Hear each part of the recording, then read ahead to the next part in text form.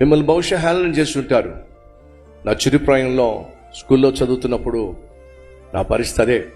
పెద్దగా చదువు అబ్బల, అల్లరి చిల్లరగా తిరిగేవాడిని. లోకజ్ఞానం నాకు అబ్బల. అమ్మేమో ఎందుకు పుట్టావురా అని ప్రశ్నిస్తూ ఉండేది. ఎందుకో పుట్టానని, నా బ్రతుకే దండగాని, పనికి రాని వాడనని, పైకి అసలే రాలేనని 10 మంది నన్ను చూసి గేలి చేస్తున్నప్పుడు నన్ను ప్రేమించిన నా ప్రభువు నన్ను చూశాడు, పనికొచ్చే పాత్రగా మార్చాడు, లక్షల మందికి, కోట్ల మందికి దీవెనకరంగా చేశాడు. ఈరోజు మన మధ్య ఎవరైనా ఉన్నారా?